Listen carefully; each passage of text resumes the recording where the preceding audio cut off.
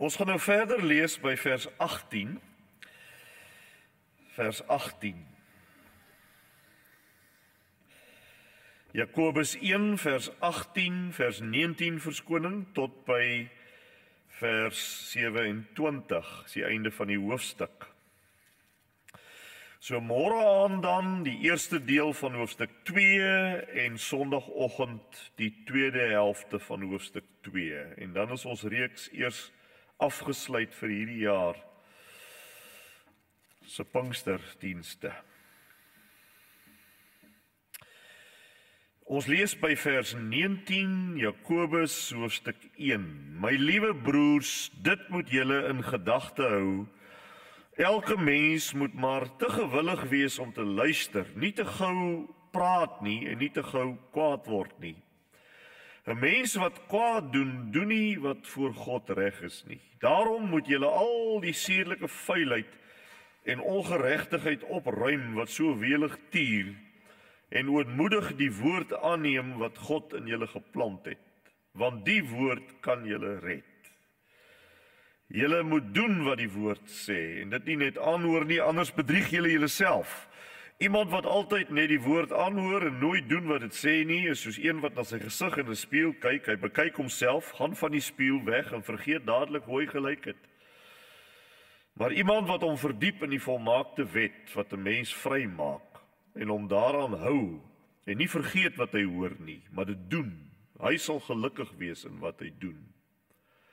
As iemand dink hy is godsdienstig, maar hy hou nie sy tong in toom nie, bedrieg hy homself.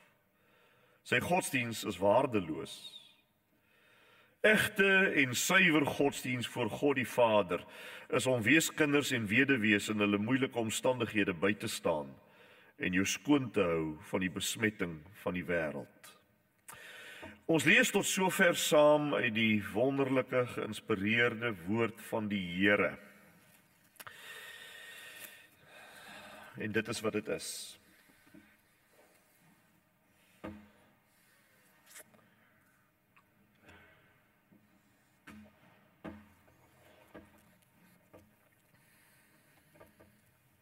Die kern van die Bybelse boodskap, as jy die hele Bybel, die kern van die hele Bybel sou saamvat in een sinnetjie, dan is dit redding en verlossing slegs deur geloof in Jesus se kruisverlossing sonder eie werke. Dis die groot boodskap wat by die Reformatie herontdek was. Verlossing slegs deur geloof in Jesus se kruisredding sonder eie werke. Ons lees dit in Efesiërs 2 vers 8. Uit genade is julle gered deur die geloof, en dis nie uit julleself nie. Dis 'n gawe van God, dis nie uit die werke nie, sodat niemand mag roem nie en kan roem nie. Romeine 3 vers 28, ons neem dus aan dat die mens geregverdig word deur die geloof sonder die werke van die wet. Die lewensgrote gevaar is egter dat 'n mens deur 'n verkeerde verstaan hiervan in 'n valse gerusheid kan verval en jou praktiese lewe nie omgekeer word nie. Want werke is mos van geen waarde om in God se goeie boekies te kom of in God se goeie boekies te bly nie. Dis net genade in Christus en ek glo dit en klaar. Volgens Jakobus egter is die toets vir die egtheid van 'n mens se redding deur geloof in Jesus se afgehandelde kruiswerk sonder die werke, juis geleë in die werke.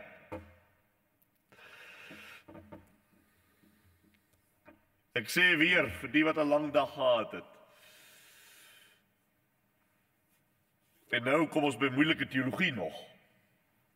Vir Jakobus is die toets vir die egtheid van 'n mens se redding deur geloof sonder werke, juis geleë in die uitwerking daarvan in die praktyk van werke, 'n lewe van gehoorsaamheid. Of soos iemand uit die tyd van die reformatie gesê het, ons word sonder werke tot werke gered.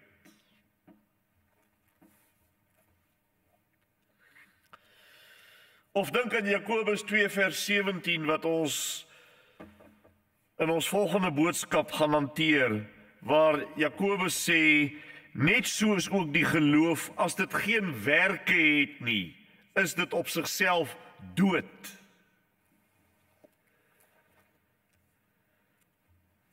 In die slotsin van die vorige paragraaf wat ons gisteraand bestudeer het, het Jakobus juis gepraat van hoe God die Vader op grond van sy besluit die mens wat hy verlos tot nuwe lewe bring deur middel van sy woord. Sy waarheidswoord is die middel wat God gebruik om die mens tot lewe en wedergeboorte te bring, het ons gisteraand gesien. Jy word 'n wedergebore mens omdat die Here sy Bybelwoord van verlossing in jou hart en in jou verstand sonder jou toedoen kom inplant. En jy gevolglik op daai inplanting reageer, hoe jy glo en jy bekeer. Jy glo en jy draai om na hom toe. Omdat hy dit ingeplant het. Hy kan nie die lewe in jou inplant deur sy lewegewende woord en dit het geen effek op jou nie. Dit sal jou totaal mobiliseer. By die tyd as jy dink, jy kom tot bekering en jy kom tot geloof, dan God lankal daai inplanting gedoen.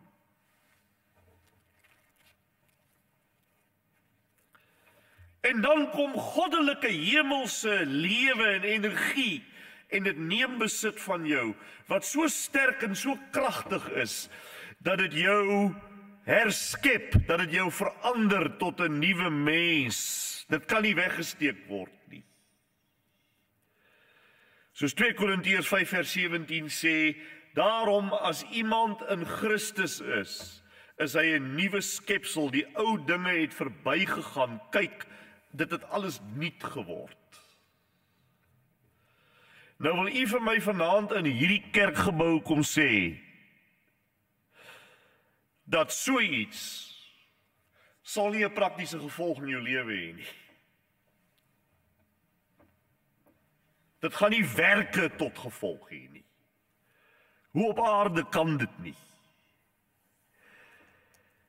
En Jakobus kom nou net om te sê, wel, as jy die koorstokkie, die koorspennetjie, as jy die koors, die geestelike temperatuur van 'n mens wil meet, of hy sonder werke uit geloof gered is, dan meet jy die werke. Dan sien jy of daar die geloof is. Dis al wat Jakobus sê. En die res van die Bybel. Om die lewe van God in jou te hê, en tegelykertyd prakties onveranderd te bly, is totaal, dis nie net onbybels nie, dis ook onlogies, en dis ook ondenkbaar, en dis onmoontlik. Jou lewe van elke dag, jou denkpatrone, jou prate, jou doene, jou totale lewensuitkyk, word eenvoudig omgekeer en geestelike groei begin in jou lewe plaasvind. Die nuwe geboorte wat begin met ander woorde sy pad vind, en waar vind dit sy pad? In jou praktiese lewe van elke dag, met ander woorde in jou wat? Werke. Jou werke. Die vraag is egter hoe dit alles in mekaar steek. En dit is waaroor verse 19 tot 27, as ook die res van die brief handel, opgesom in een sinnetjie. Die groei vind plaas deur middel van die goddelike, kragtige, Heilige Gees gedrewe werking van dieselfde woord as waardeur die lewendmaking plaasgevind het. Want Jakobus het vir ons gesê in die vorige paragraaf dat die lewendmaking, die wedergeboorte het plaasgevind deurdat God sy lewende woord in jou kom lewend maak het. Nou al wat hy nou sê is, die groei vind plaas deur middel van die goddelike werking van presies dieselfde woord. Daarom moedig Petrus vir ons aan in 1 Petrus 2 vers 2, dan sê hy, julle moet verlang soos pasgebore kindertjies na die onvervalste melk van die woord, dat julle daardeur kan opgroei. En dan verwys hy na die skrifte. Saamgevat in nog 'n sinnetjie. Naarmate jy daagliks omgaan met die skrifte, en tegelyk ontslaa raak van alles wat daardie omgang met die skrifte kan belemmer, na daardie mate begin kind al meer soos pa lyk en doen. Al hoe meer en meer en meer en meer. Kyk mooi en jy sal sien dat vir Jakobus, die kind van die Here, se omgang met die Heilige Skrifte eintlik die kern van alles is. Hy voeg eintlik gebed ook daarbey, want hy was self 'n gebedsman, soos wat ons by die eerste diens gesien het. Maar baie belangrik in Jakobus se brief, kan jy maar baie mooi gaan kyk, jy sal dit sien. Ons gaan dit sien meer môre en gaan ons nog weer sien, hoe dat die omgang met die Heilige Skrif eintlik die kern van alles is vir hom in 'n Christen se lewe. Voorheen het ek altyd gedink dat, ek praat van my, ek het altyd voorheen gedink dat in daardie vers 19 waar hy praat daarvan dat jy haastig moet wees om te luister, het ek gedink beteken, hy bedoel dat 'n mens goed na ander mense moet kan luister en nie so haastig wees om self te praat nie, en dit is natuurlik ook waar, maar tot my verbasing sien ek toe later, toe ek daai vers in sy konteks van hierdie gedeelte lees, dat die haastig luister verwys eintlik na die luister na die Here se woord. Dis waarna ons oorgewillig, of die Griek sê, hastig moet wees om te luister.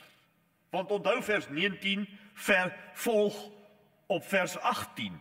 Dis die konteks waarvan ek praat. Dit volg op vers 18 en vers 18 praat hy van die woord waardeur ons lewend gemaak is. So waarna vers 19, waarna moet ons haastig luister? Die woord natuurlik. Daar moet dit nie stop nie egter, hou aan, dis nou die groei, hou aan om haastig te wees om na die woord te luister, want dit is waardeur die groei gaan kom. En wees daarby gewillig, sê hy, om die woord, die skrifte, soos ons sê, wat reeds in jou ingeplant is, met jou lewendmaking, anders is jy nie 'n kind van die Here hoegenaamd nie.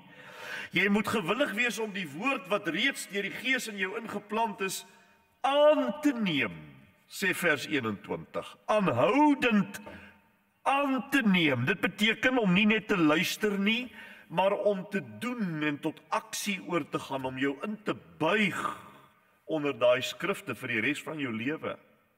Dis wat dit beteken met aanneem. Anders as jy dit nie doen nie, as jy soos iemand sê hy wat in die spieël kyk en 'n streep op jou wang sien, maar wegloop uit die badkamer of waar jou spieël ook al is en niks daaraan gaan doen nie. En môreoggend het jy nog altyd die streep op jou wang. Jy kyk in die spieël, jy sien die probleem, maar gebeur niks. Wel, so 'n mens bedrieg homself of haarself, sê Jakobus onder leiding van die Heilige Gees. Jou kyk, hy bedoel met die spieël, bedoel hy die skrif. Jou kyk in die skrif moet tot iets tog lei, dit moet tog lei tot aksie, dit moet tog lei tot gehoorsaamheid. Soos wat Jesus self sê in Matteus 7:26 sê Jesus, elkeen wat na hierdie woorde van my luister en dit nie doen nie, sal ek vergelyk met 'n dwaase man wat sy huis op sand bou.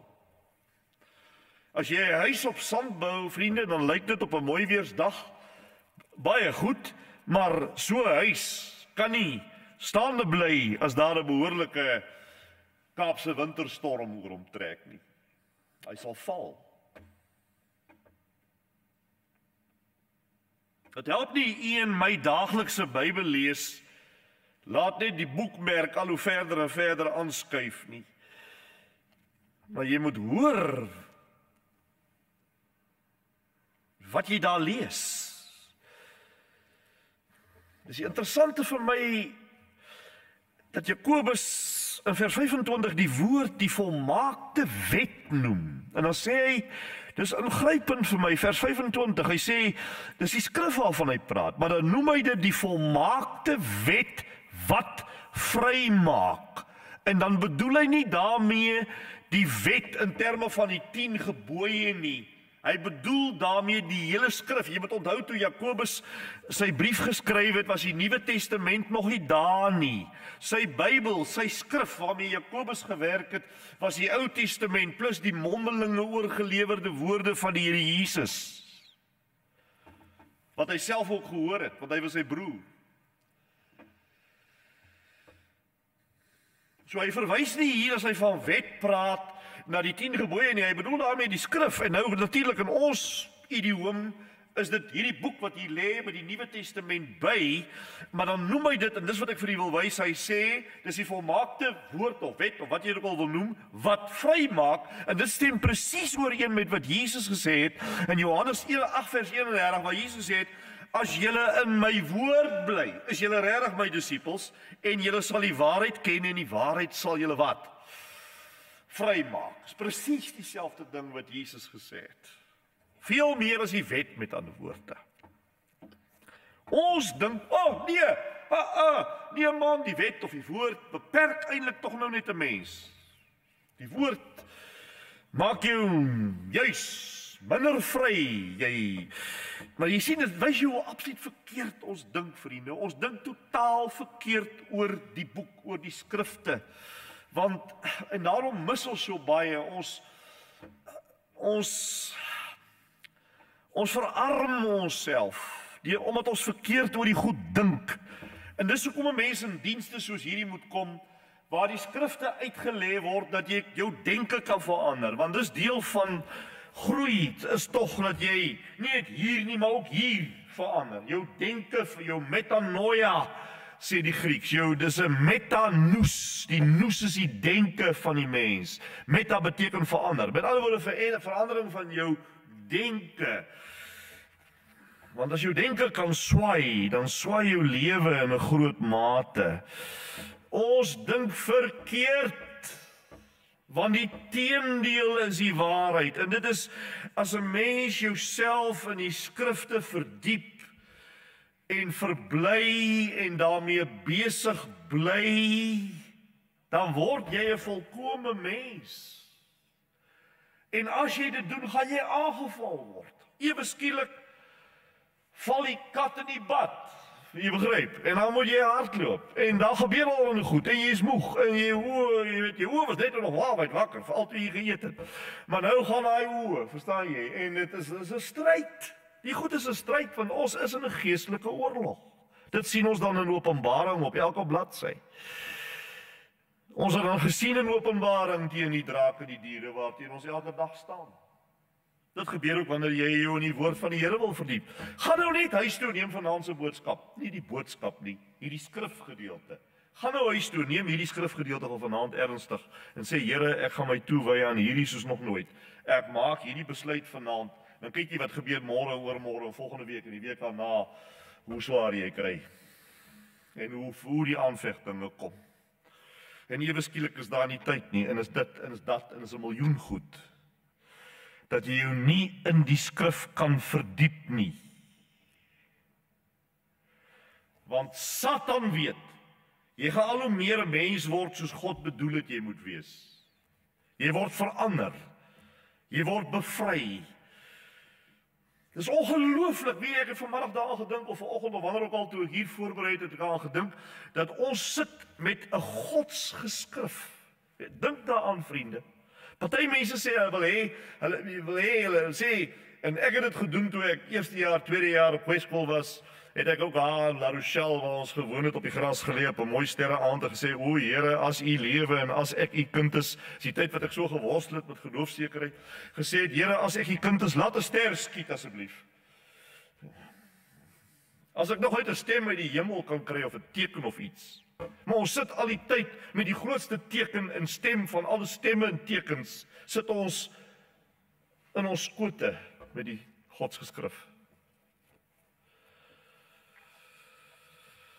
En dan gee ons so min aandag daaraan. Is dit nie 'n skande nie? Paulus sê vir Timoteus in 2 Timoteus 3, dan sê hy die hele skrif. U sal sê, hoekom is dit 'n godsgeskrif? Wel, die Bybel sê so. 2 Timoteus 3:16 sê Paulus, die hele skrif is deur God ingegee. Die Grieks is ingeblaas, ingeasem. Die hele skrif is deur God ingeasem en is nuttig tot lering, weerlegging en alles wat daarop volg. Sodat die mens van God, sê hy, volkome kan wees. Kan jy sien? Sodat die mens van God volkome kan wees. Met ander woorde, wat wil God hê moet hierdie godsgeskrif met jou doen? Dit moet jou 'n volkome mens maak, toegerus vir enige goeie werk. Dis presies wat Jakobus sê. Maar jy sien, ons is in die wêreld gebore met 'n blindheid vir die bonatuurlike dinge. Dis verskriklik. En dan lewe ons in hierdie wêreld wat ek partykeer wens, Here, wanneer kan die dag kom wat ek hier kan uitkom? Ons lewe in hierdie wêreld wat al hierdie goed wat ons vanaand sê weerspreek. En ons lewe elke oomblik onder hierdie invloede. Dan wonder 'n mens partykeer, ek sê baie hier, hoe dit is vir my 'n absolute godswonder dat nog mense Sondag in die kerk sit. Dis my 'n godswonder dat daar mense uit die middestad van Kaapstad enigstens nog woorddiens wil kom bywoon en ver ry en moeite doen. Dis 'n godswonder. As 'n mens dink aan al hierdie vervloekte invloede wat ons mense so besoedel. Dis 'n godswonder dat jy 'n klomp hierso sit. Sê ek vir jou vanaand. Dis nie jy wat besluit het, ek wil graag Pinkster toe gaan. Dis die Heilige Gees het jou gebring. Ons gee soveel tyd en aandag aan menslike opinies. Dis menslike. Wat sê hierdie op Facebook? Wat sê hierdie op Facebook? Wat sê hierdie Instagram? Wat sê hierdie ou? Wat is dit? En dis ure wat ons spandeer aan hierdie videoetjies. Menslike opinies, spekulasies, selfoon. Jy druk, nie jy nie, ek druk 1800 keer op 'n dag daai ding om te sien. Dit of dat. Elke storie aanlyn en op televisie is fiksie, vriende. Dis uit die duim gesuig. Dis gefabriseer. Elke sepie is gefabriseer. Dis menslike goed. Dis menslike uitdinksels. Wie kan dit nie verstaan nie? Dis fabels. En waarvoor wil jy vir die 1000ste keer sien wie met wie in die bed spring en wie met wie wegloop en wie met wie dit doen en dat doen? Waarvoor wil jy dit nog 'n keer sien as jy 'n kind van God is? Is jy ooit gered? Dis wat ek myself sal afvra. Is ek ooit gered? Hoekom trek die goed my nog? Moet ek nie dalk nog gered word nie? Koerante, tydskrifte, al hierdie goed, menslike toesprake, politiek, opinies, menings. Ons spandeer ure, kosbare lewenstyd daaraan en ons kennis daarvan is fenomenaal. Terwyl ons in ons skoot goddelike, bonatuurlike woorde het, waaraan ons die minimum tyd gee.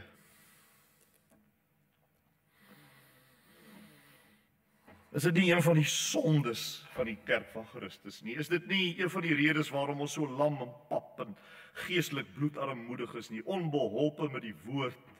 Ons is onbeholpe soms met geestelike onderwerpe, geestelike gesprekke.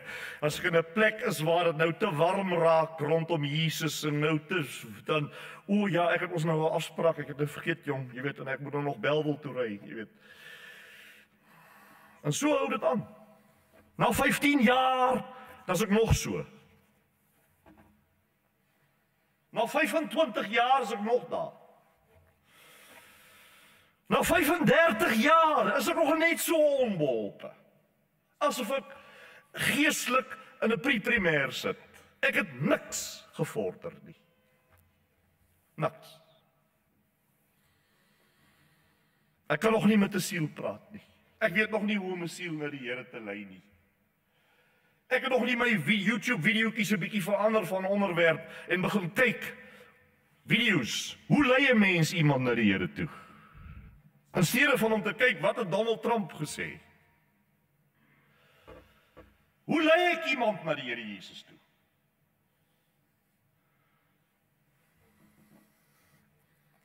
Dan moenie na 10 jaar sê, ek weet nog nie hoe om iemand na die Here te lei nie.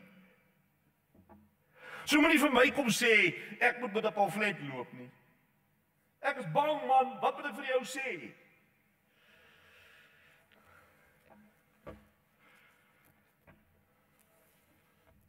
En so gaan ons aan. En 5 jaar van vandag of op Pinkster, dan is ek nog daar. En 5 jaar van Pinkster, dan weet ek nog nie waar is Jakobus in die Bybel nie. Dan moet ek nog die duim goedetjies gebruik. Dan weet ek nog nie waar dit is nie.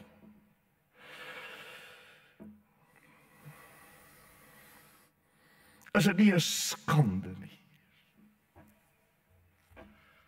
'n godsskande. Dis iets waaroor ons eintlik nie moet roem nie, ons moet eintlik huil. En ek ook. Ek ook. Die grootste gevaar van 'n predikant, en daarvoor kan julle vir my bid, is dat, en veral ek wat 20 keer in 'n week preek, julle kan vir my vir dit bid. Want ek gaan met die Bybel dikwels om net om preekstof te kry en bedieningsstof te kry, maar nie persoonlike devotional lees vir myself nie. Dan hang my oogies water. En dis 'n gesukkel vir my, ek bely dit hier voor u, ek gee nie om te bely nie. Dis 'n gesukkel en 'n stryd vir my om dit reg te kry, en dis 'n groot gemis. En ek het vanmiddag gebid en vir die Here gesê, Here, u weet dat vanaand se boodskap preek ek net vir myself. Net vir myself. Niemand anders nie.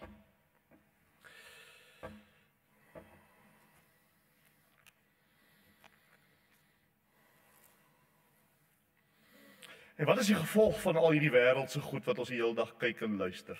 Aan die einde van die dag en die aand, jy's leeg. Jy's onvervuld. Jy het nou al jou sepies deurgegaan. Jy het nou al jou goed gedoen. En nou is dit aand, nou wat is jy nou?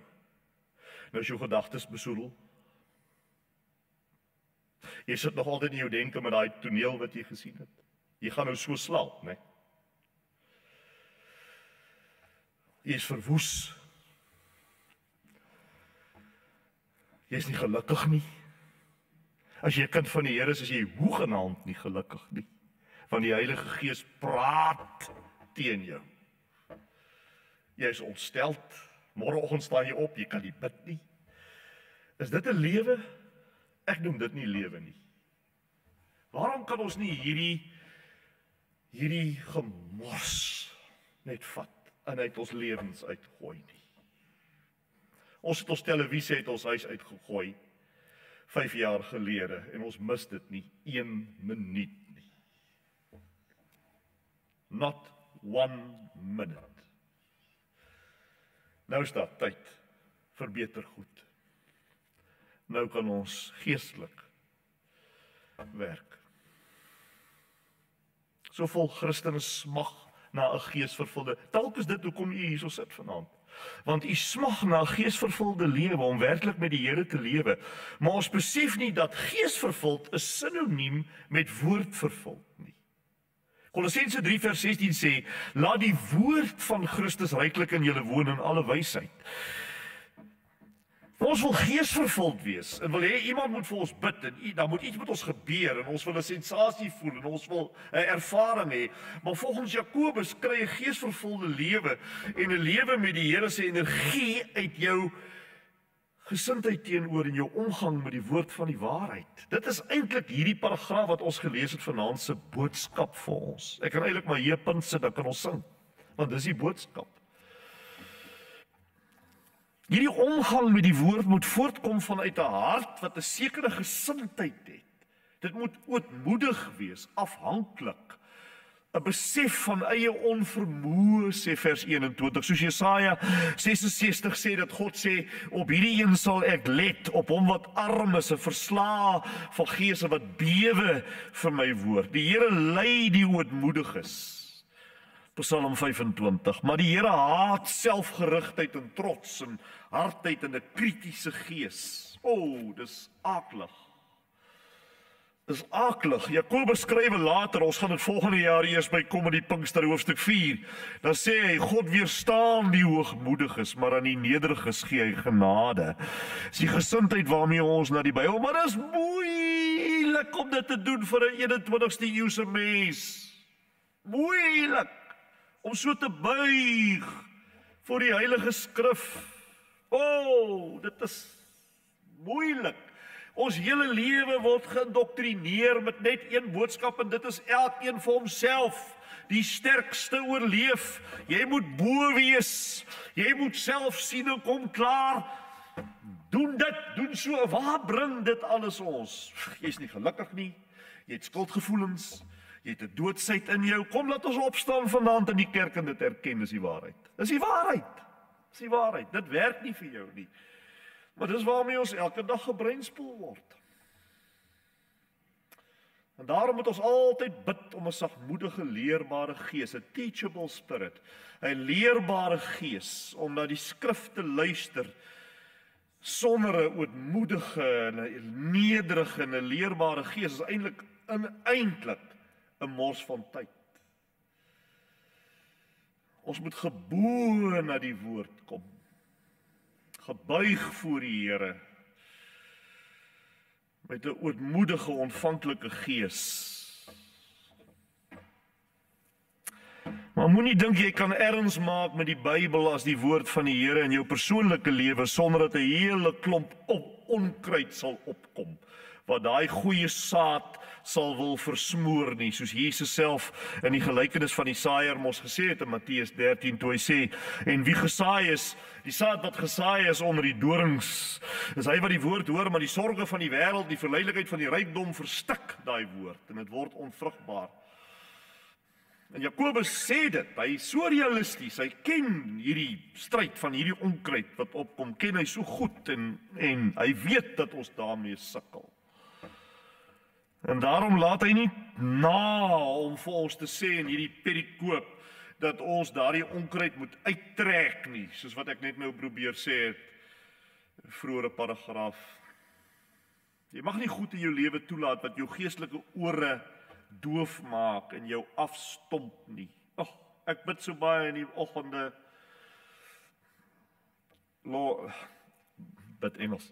Lord, help me not to fellowship with my own thoughts, my own feeble thoughts, but to fellowship with you today. Want ons fellowship van nature altyd net met ons eie gedagtes. En waar bring dit ons? Doodsheid.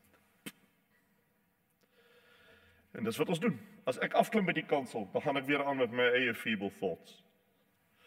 As ek net in die motor klim en ek ry Milnerton toe, dan is dit weer eie simpel gedagtes. En nou fellowship ek met dit die hele tyd. Maar ek kan net nie oorskakel om gemeenskap te hou met Christus nie. En om dit te kan doen, broers en susters, moet jy die skrif in jou bloedstroom hê. Want die skrif wat in jou bloedstroom is, gebruik jy om daai fellowship te doen. Anders sit jy net, soos ek dikwels, soos 'n aap, in die kar sê, I love you, Lord, I love you. Dis nie slegte ding om te doen nie, maar dis op die einde al wat jy doen, as jy nie die skrif. Nou, as ons vanaand huis toe ry, is dit maklik, want nou vat ons sommer hierdie skrif. Wat ons nou net gehoor het. Gebruik dit. En is nog moeiliker as jy met mense in 'n geselskap is om dit te doen. Dit het ek nog nie bemeester nie. Dis moeilik. Trek die onkruid uit wat jou doof maak. En nou noem Jakobus 3 goed wat proppe in 'n mens se geestelike ore druk. En hy noem dit, die 3 proppe is woede, sedelike vuilheid en boosheid. Hy noem die 3 proppe daar. Want jy sien, jou en my lewe met die Here is nie iets apart van ons daaglikse lewe tussen ander mense nie. Indien ons in ons alledaagse lewe nie bereid is, byvoorbeeld om na ander mense te luister nie, of onvergewensgesind is en nie vergewensgesind is nie, en nie sag en leerbaar is nie, en ons raak gou op ons perkie en ons vertroetel sedelike vuilheid in ons lewe, dan gaan ons lewe met die Here dieselfde wees. Verstaan nie dit? Dit wat u en ek van ander mense dink, is dit wat ons van God dink. Jy word nie ewe skielik 'n ander mens wanneer jy nou op jou knieë gaan en wanneer jy nou jou Bybel oopmaak nie. Soos wat jy tussen met mense is, so is jy. En so is jy ook in jou stilte tyd. En andersom. Verstaan? So jy moet jou alledaagse lewe en jou verhoudings met mense moet jy as 'n oefenskool gebruik, soos 'n geestelike gimnasium gebruik om jou geestelike spiere te oefen, sodat jy, wanneer jy by gebed en by die woord kom, dan jy oop ore. Maar indien jy 'n woedende gees of 'n kwade gees in jou ronddra, in jou alledaagse lewe, dan sal jou ore bot toe wees vir die skrif. Wanneer woede een kant inkom, dan vlieg luister by die ander kant uit. Nie dat kwaad word op sigself noodwendig verkeerd is nie. Efesiërs 4:26 sê, word toornig, maar moenie sondig nie. En laat die son nie oor jou toorn ondergaan nie. Met ander woorde, moenie môre nog altyd kwaad wees nie. Jesus het ook kwaad geword, byvoorbeeld toe hy sien hoe die mense handel dryf in die tempel, maar Jesus se emosie van kwaad wees was eksklusief oor die eer van God. Dis waaroor dit gegaan het. Maar want kwaad word is tog 'n emosie wat God in ons geskaap het, net soos enige ander emosie wat ons het. En die rede hoekom hy kwaad word as 'n emosie vir ons gegee het, is met die doel om vir ons te wys dat daar nou 'n probleem is wat uitgesorteer moet word. Maar dit word boos en dit word sondig wanneer dit oor ons eie eer gaan en wanneer ons teenoor ander mense staan en wanneer dit tot bitterheid lei en onvergewensgesindheid en sondige gedrag en menseverhoudings benadeel, dan is dit sonde en dan is dit 'n prop in jou ore.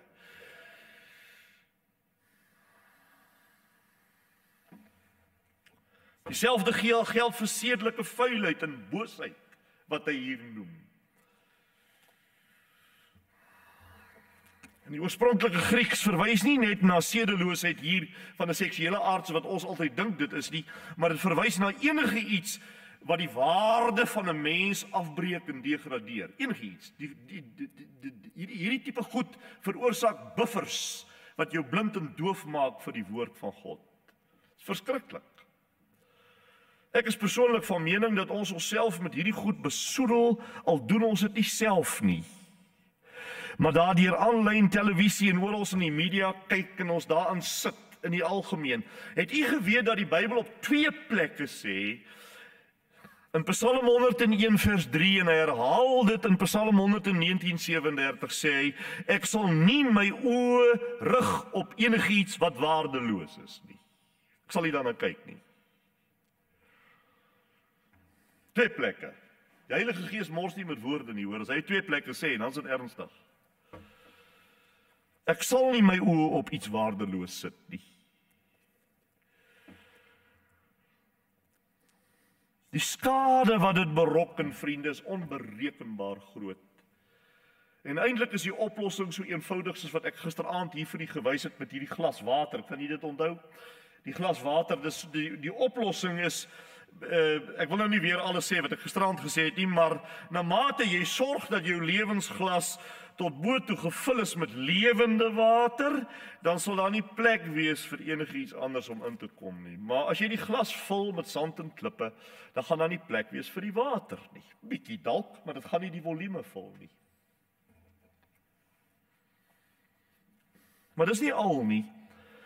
Die gevolg van hierdie gelowige omgang met die woord en die groeiproses wat dit in 'n gelowige maak, is dat die gelowige nou al hoe meer soos sy vader begin lyk. Dis vir my die wonderlike ding hierdie. Jy begin al hoe meer soos jou Vader, soos jou Here, begin jy al hoe meer lyk en dink en voel. Want sy gedagtes loop nou deur jou, jy sien.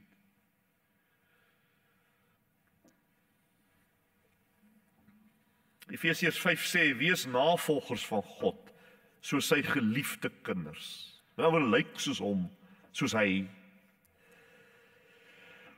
In hierdie vers 26 en 7 nog ten slotte wat hy hier sê, aan die einde van ons perikoop, ek haas my, is twee uiters. Ek wens ek moet eintlik 'n hele boodskap net aan daai twee verse kom doen, want dit is sulke kragtige verse.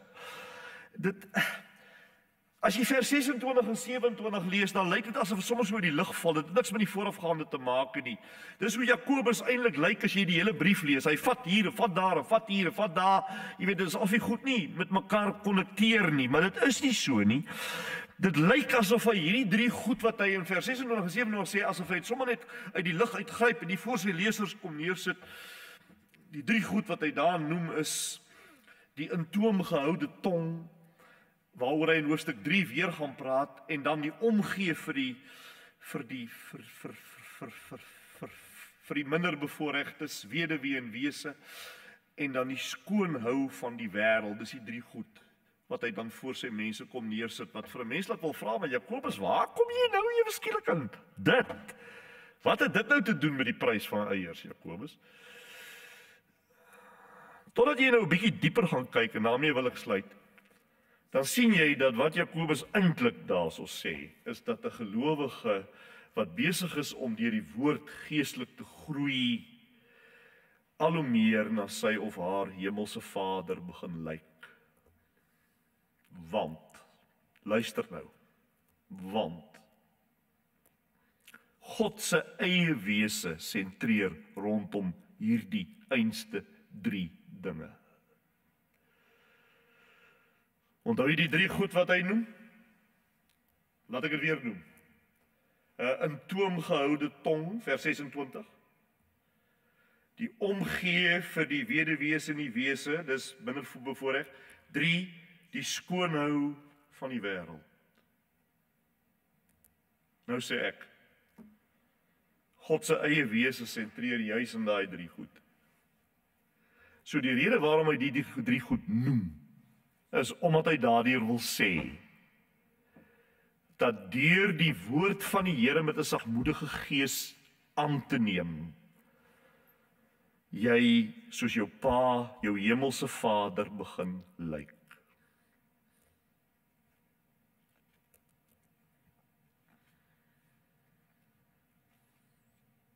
Want vir God gaan dit oor God se tong.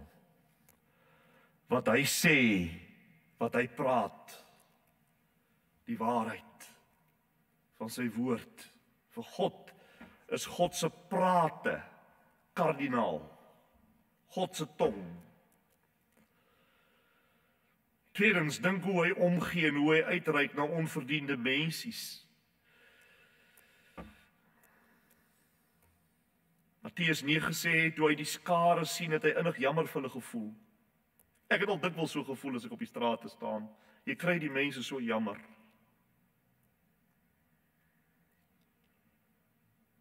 Toe hy die skare sien, het hy innig jammer vir hulle gevoel, omdat hulle moeg en uitgeput was, so skape wat nie 'n herder het nie.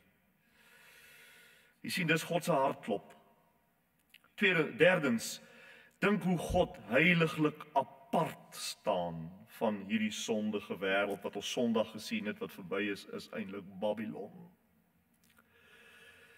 God praat die waarheid, sy tong, hy gee om vir mense in verlorenheid en alle ander. 2, en hy wil hê dat hulle afgesonder en net syne moet wees. Nie ook aan die wêreld behoort nie. Jy sien? So gaan ek en jy nou en ons volg hierdie roete van die verdieping in die Heilige Skrif soos wat ons gesien het. Wat gaan gebeur? Hierdie drie goed gaan by ons beginne uitkom. Hierdie drie goed. Wat tekens is van ons Vader se natuur wat op ons beginne afgedruk word.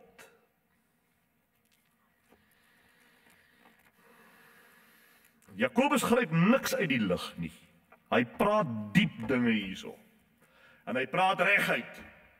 Hy praat selfs kras. Vir Jakobus is dit 'n kwessie van swart of wit. Daar's nie grys areas by Jakobus nie. Jakobus weet nie van 'n gebalanseerde, gematigde godsdiens nie. Daar bestaan nie so iets in die hele Bybel nie, moet ek sê. Jy's of radikaal of jy's niks. Jy's in of jy's uit. Dis in die skrif. Hy sê vlijmreguit, hy sê, na mate jy geestelik groei, sal jy soos jou vader begin lyk. In 3 opsigte. Jou tong sal beheerst begin word, soos God sin is. Soos Efesiërs 4:29 sê, laat daar geen vuil woord uit julle mond kom nie. Broer en suster, iemand wat met die Heilige Gees gevul is, sy tong, daai tong, kom onder 'n ander beheer. Tweedens, jy sal jou ontferm oor mense wat jou nie kan terugvergoed nie.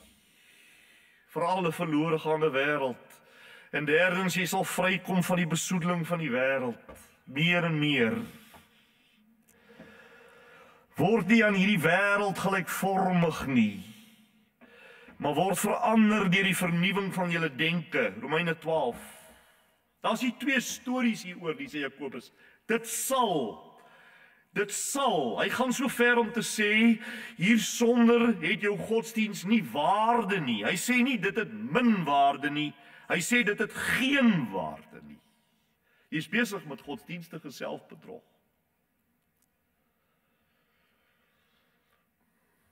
Geen waarde nie. Ek sê net wat hy sê. Hoe kan hy so seker wees van sy saak? Wel, hy weet watter tipe energie die woord van die Here in 'n mens se lewe loslaat wanneer jy jou daarin begin verdiep. Hy weet dit. Jy begin letterlik al hoe meer soos jou vader lyk. Jou kop begin so werk. Jou daaglikse lewe weerspieël dit wat jy van God dink. Hoe meer jou hart regkom voor God, hoe meer kom jou tong onder beheer, want jou praat is 'n indeks van wat in jou hart aangaan, sê Jesus. Uit die oorvloed van die hart praat die mond, Matteus 12:34. Maar as jou hart skoon is en onder die woord is, dan gaan jou tong dit wys. Sonder twyfel gaan dit wys. En verder draai jou lewensuitkyk 180 grade weg van hoe die onbekeerde, ongeredde mense se lewensuitkyk is. Jou lewensuitkyk was ook so, maar dit begin wegdraai. Jy ontwikkel 'n hart vir mense wat verlore is, mense wat behoeftig is, mense wat jou nooit kan terugbetaal nie, soos die weduwees en die wese was in die ou tyd. Want so is jou Vader. Hy gee vir hulle om. En daarbey raak jy al hoe meer en meer allergies vir die stemme en die invloede en die lewensuitkyke van die wêreldsisteem wat haaks staan teenoor Jesus Christus en die woord. Dit is wat die Bybel met wêreld bedoel. Die Bybel bedoel nie altyd met wêreld, die geskape wêreld. Partykeer bedoel die Bybel met wêreld, veral in 1 Johannesbrief, die anti-christelike sisteem waarin ons almal elke dag lewe, waar die mens God en koning is. Babylon.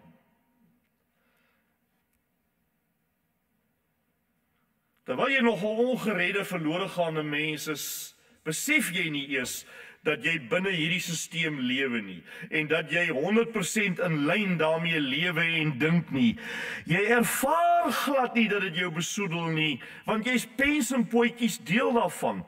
Almal is so, almal praat so, almal dink so, almal doen so, so dit beteken dis reg.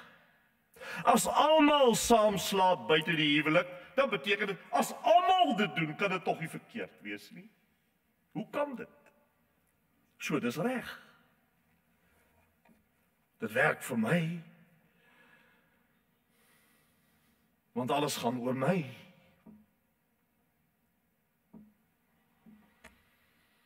Maar die radikale ommeswaai wat die nuwe lewe in Jesus Christus in jou lewe skep, maak net jou oë oop.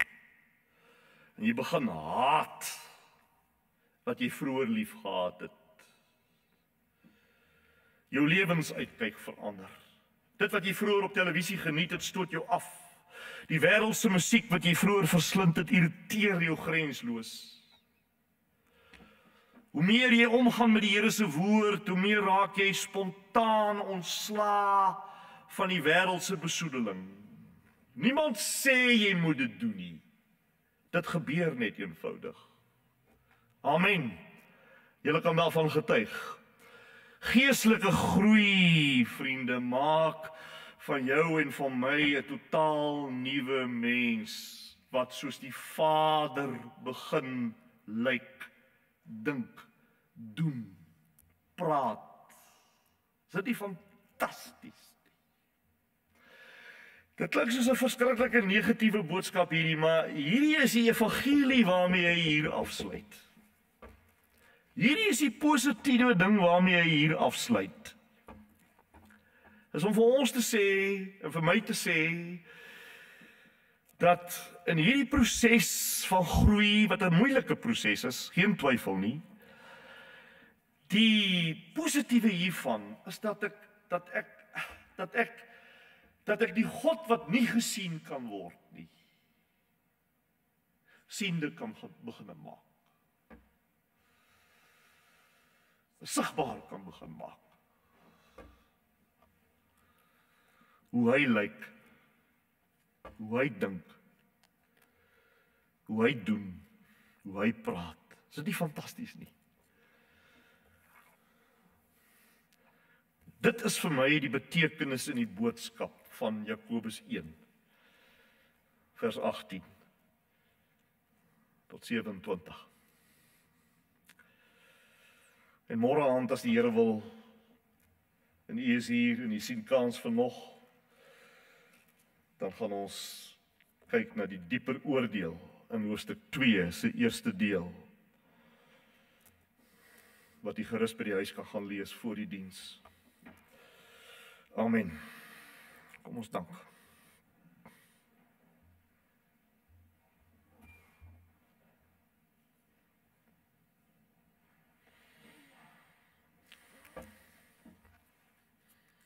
Here, wat 'n verruklike gedagte is dit om te dink dat 'n absolute siel soos ek, wat eintlik uitgespoeg moes word, kan begin om God te reflekteer, om die Vader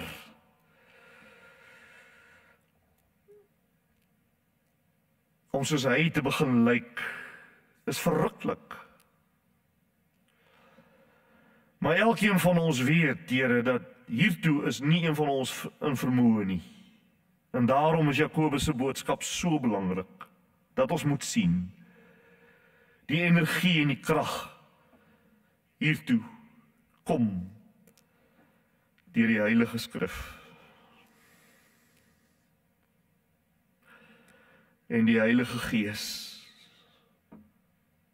Want Efesiërs 6:19 of 17 sê, die woord is die swaard van die Heilige Gees. Here, inspireer ons elkeen. Ek wil vanaand bid van hierdie kansel af. Beweeg af, Vader, tussen die banke deur en slaan niemand oor nie. Ook nie die wat inluister na hierdie boodskap vanaand. Slaan niemand oor nie.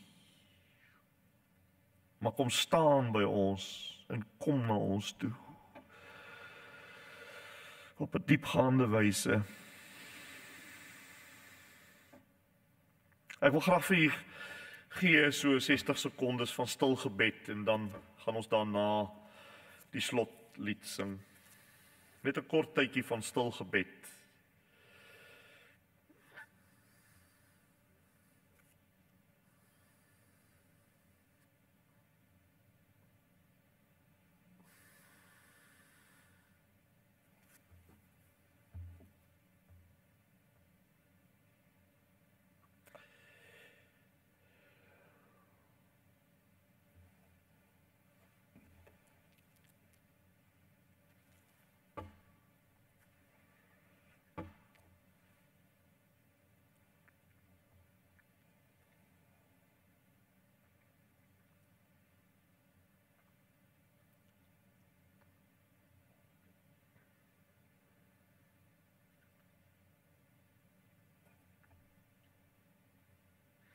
Amen.